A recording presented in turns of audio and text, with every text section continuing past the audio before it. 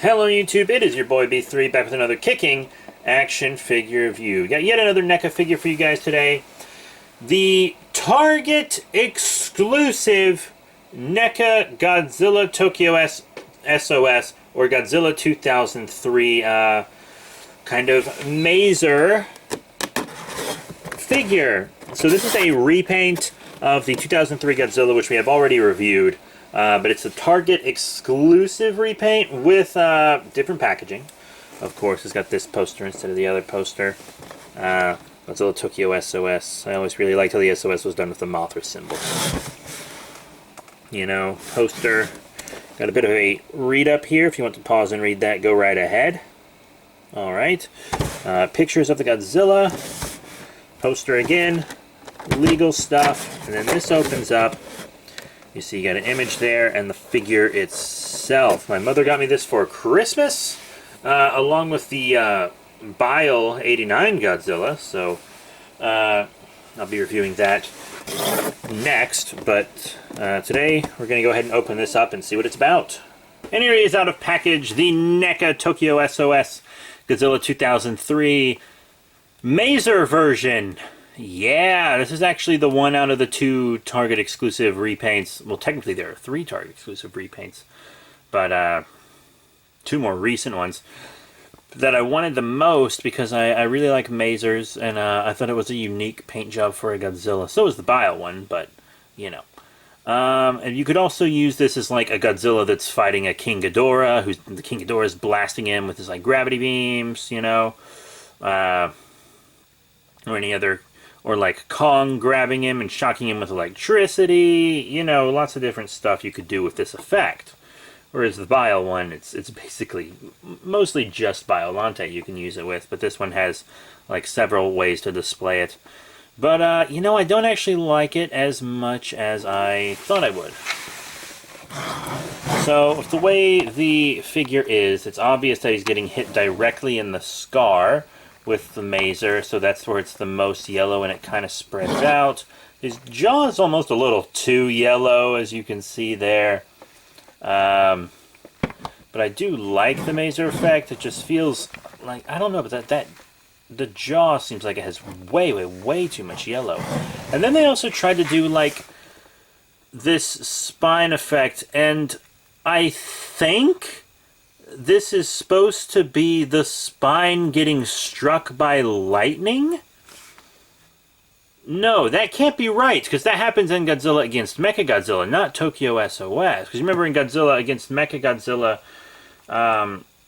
she like chokes and she doesn't shoot at Godzilla, and then he kills somebody, and she had that guilt over that all the time, and then he like roars and his spine is struck by lightning. But that can't be what this is, right? Because that happened in the film before. But here's the other thing. It also seems like it can't be an atomic breath, because that's probably what you guys are thinking. Oh, B3, it's obviously atomic breath spines, but I'm not sure it is. Because you see how this one's really blue, and then these two outside from it, they're not really blue at all. These have a little blue on the sides, but that's just like the glow from this spine. And then you got like some little tiny ones going down, but like most of the biggest spines don't have any blue on them at all. So I'm not sure what this blue is for. If it was for atomic breath, I feel like they would have included an atomic breath effect, but they did not include that. So I'm not sure what this blue is for, because the lightning, because at first I was so confused about it, and then I was like, oh, it has to be when he got struck by lightning. But that happens in the film before this one, so I have no clue what it is. If you know, tell me, because I don't know. And I don't watch a lot of figure reviews, believe it or not, so I haven't seen anyone else talk about it.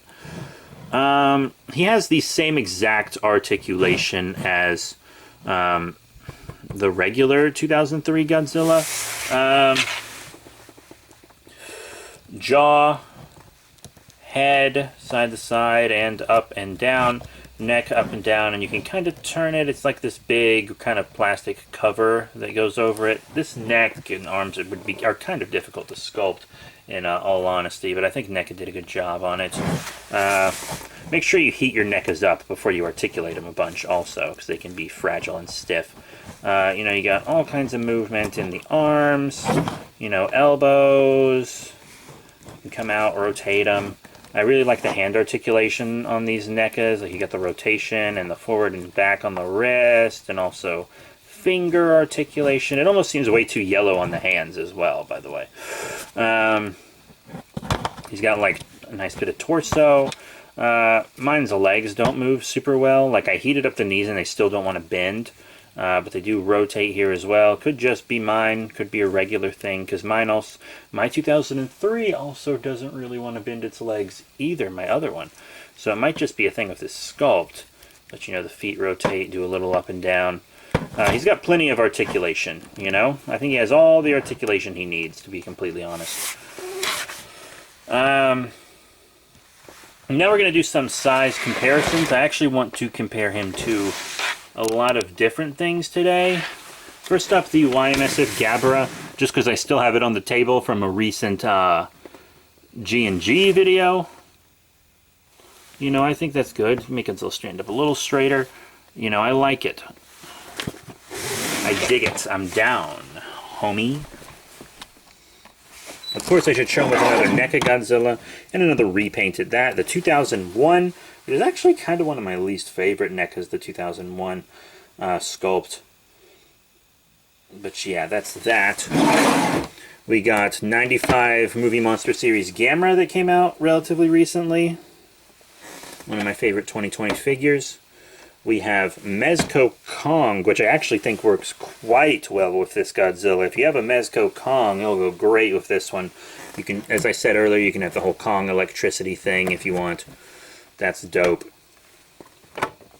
And then lastly, this is the second sculpt that Bandai America did for Godzilla 1954. Also used that in G&G, Mr. Gojira, so he's out right now. So might as well use him, huh? Yeah. But all in all, what are my final thoughts on the NECA 2003 Target exclusive Godzilla Mazer version? Well, I mean, he's pretty cool. He's not as good as I was hoping for, to be completely honest. He could be a bit better. I don't understand the blue on some spines, but not on all. If all the spines were blue, I'd be like, oh, he's about to fire his atomic breath. They just wanted to make this figure as different as possible, so they also included glowing spines. But that doesn't seem to be the case.